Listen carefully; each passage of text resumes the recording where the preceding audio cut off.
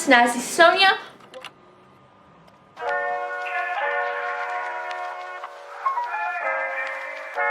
Welcome back to my YouTube channel, and today I wanted to cut to the chase on this video because I know you are all expecting how to differentiate fake friends from real ones and how to signs to see if your friend is toxic. So 5 ways to see if your friends are toxic.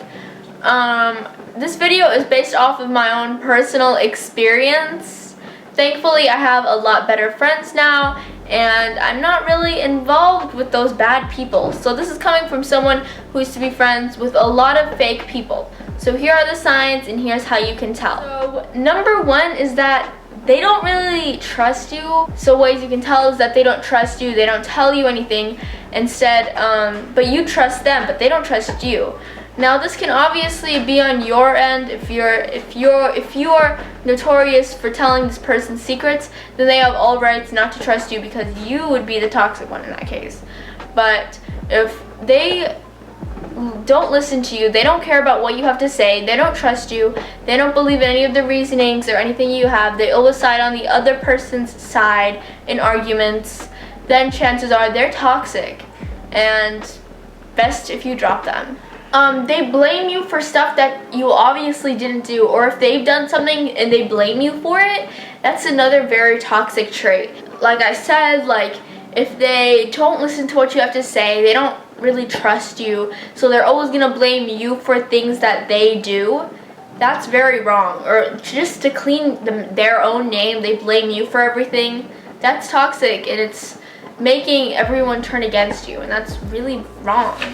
For their own problems, they blame you for a bad day. They blame you for everything. Their own problems, their own bad day. If they have a bad day, they're gonna be like, it's because of you I had a bad day. If you hadn't blah blah blah, then I wouldn't have blah blah blah, you know? Number 2, they always talk about themselves and don't really involve themselves with your own feelings, which could be like them talking about their problems but then changing the subject when you talk about your own.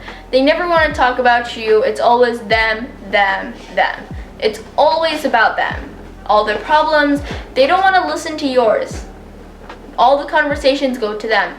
This is narcissistic, and it's toxic. It's so... A friendship should go both ways, where you both talk about your problems and you both try and help each other with advice or however you can help. But it should never be one-sided, where one person gets to talk about all their problems and dump it on the other person, but the other person can't talk about their own problems. It's like, it's unfair, and it's just gonna lead to a bit of a strain in the friendship. This brings me to topic number 3. When talking about when they listen to your own problems, they're always going to compare their problems to yours, and they're always going to talk about how they have it worse than you. This means they might even lie and exaggerate about their problems just to get pity from you, or just to downplay your own problems and make you feel bad about what you're saying and how it's invalid and how they have it worse and that you're being a big baby about things. It's not right, and all problems are valid. If it really bothers you, it's valid. And for them to downplay it, even if they do think they have it worse, or even if they do have it worse, it doesn't mean that your problems aren't important. Your problems are important as well. It's just they like to downplay it, and that's toxic behavior. They should never downplay your problems and compare it to their own because they want the attention. But there's also a type of downplaying to make you feel better about your problem, which means if your friend is downplaying your problem to make you feel happier, which means, let's say you got a C on a test and they say that it's not that bad and that you can always try again, then that's not a downplay where they're trying to make their problem look worse. They're making you feel happier, or at least feel a little better about getting the C, and for you not to be upset. So they're actually trying to help you in that downplay, in that scenario. But there are so many other scenarios which people can just try and be self-centered and talk about their own problem and try and make themselves look like they have it worse, which is very messed up and toxic.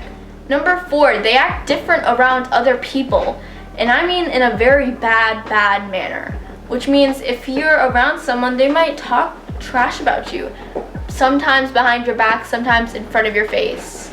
If they're ashamed to be your friend and they don't want to associate themselves with you, then they're not a good friend.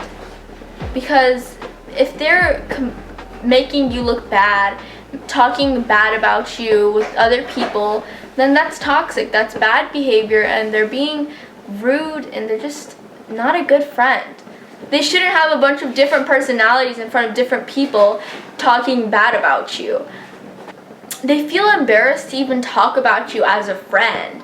So like I said, they're gonna try to distance, like they'll have multiple personalities, like I said. They're gonna distance themselves from you in public because they feel embarrassed to be with you. No one should feel embarrassed to be with you, then they wouldn't be a good, true friend, you know? All point of a friend is to be together, no matter what. And so for them to just be embarrassed to be with you because of anything, like, oh, how you look, how you act, or personality or something, then that's just messed up because that's just you. It's so messed up when I see friends and stuff talk behind other people's backs. Like, if someone comes up to me and talks behind their friend's back, I'm gonna feel very bad. I'm gonna feel bad about that person. I'm gonna feel bad about how their friend is treating them. And that's very, very wrong to talk behind someone's back, because it's messed up. And sometimes it gets even worse when they talk in front of you, talk bad in front of you, and they sometimes play it off as a joke, and that's not okay, and that's just messed up. It's just downright messed up. If it hurts your feelings and it's a joke, you need to tell them that, hey, that hurt my feelings, can you not? And if they refuse to stop, then drop them, because that's so messed up. Okay. This brings me to topic number 5. When they make plans without you and they exclude you out of these plans, it's just, think about it. That's so messed up. Imagine all of your friends getting together and leaving you behind because they don't deem you as part of the friend group, or they just don't see your friendship as important as what they have. That's just cruel, and that has happened to me. So if this is happening to you, don't worry, it's relatable, and I can tell you how you can stop it and how you can express your feelings, because sometimes there are people who just don't even mean to be toxic, they just are. And it's good to explain to them how you feel, because a key thing in friendship is to talk about how you feel. Another thing is when you're talking to them, or if you walk in on your friends talking and they suddenly quickly change the subject, and you can sometimes overhear them and they're talking about you, or they're making plans and they just don't want to include you, that hurts. That hurts a lot. It's even worse when they make the plans in front of you, and then if you say anything about it, they're gonna just say, oh yeah, we didn't think you'd want to come, oh, it's too late, we've already done everything. That's just hurting. That just hurts. That hurts a lot. They can steal your ideas and claim it as their own, or sometimes you can offer them an idea and they're always gonna shut it down. This kind of excludes you out of stuff, especially if you're doing a project or something and they shut down your ideas and they don't like to talk about you or anything. You know, it kind of makes you feel like you're invalid all the time, and that whatever you say or do is wrong, which is not true. They just make you feel that way because they're toxic. So if you see yourself doing any of the things I'm mentioning right now, you need to either, one, change this behavior, and sometimes this behavior everyone has toxic traits. Everyone has done this at least once, either subconsciously or anything, like you've just done it. And it's not right. It's not good to make plans without someone, or if you're gonna make plans without someone, try to be discreet about it, because you don't want to hurt that person's feelings. If you really don't want to invite that person into something, then just don't make the plans in front of them. Another thing is the topics that they talk about. They don't want to include you in it because they feel like you aren't special enough or important enough to be in that topic, or they just don't deem you as worthy enough to be in to talk about it. Because people with toxic, like people who do toxic things, they have toxic traits, they sometimes can be found narcissistic, and they might put themselves in front of you, and they try to make themselves a priority in everyone else's lives. If you're wearing something, they see something negative about it. Obviously, there's a difference between constructive criticism and normal criticism, but if you feel great in an outfit, or you love how your hair looked or something, and they're like, you look really bad in that, you know, I look better in that, or something along those lines, that's toxic, and they should not be saying that. They should always be trying to uplift you, and if you genuinely feel amazing in an outfit, then they should be uplifting you, because you look good in that outfit, and if you're happy in that outfit, then you're gonna look good in that outfit. But if they're saying things like just trying to bring you down, they're probably trying to make themselves feel better, and that's wrong. So what does constructive criticism go along the lines with? It shouldn't be something like, you look awful in that, go change. It should be something more like, oh, I love that, but maybe you could add something else, or maybe it would look better without the hat and add this hat, or don't even have a hat, or something like that. It shouldn't be something like, go change, you're ugly. You need to be nice, and if you think that the person doesn't look good in that, you need to mind your own business, because if they feel happy in it and they're glad with how they look, then you have to mind your own business and move along, because it's messed up to shame someone for something that they're happy about, and if they feel proud about it, as long as it's not hurting anyone, as long as it's not hurting themselves, as long as it's not offending anything, then they feel happy in it, and then let them have that. Don't try and bring them down for your own insecurities and also lives.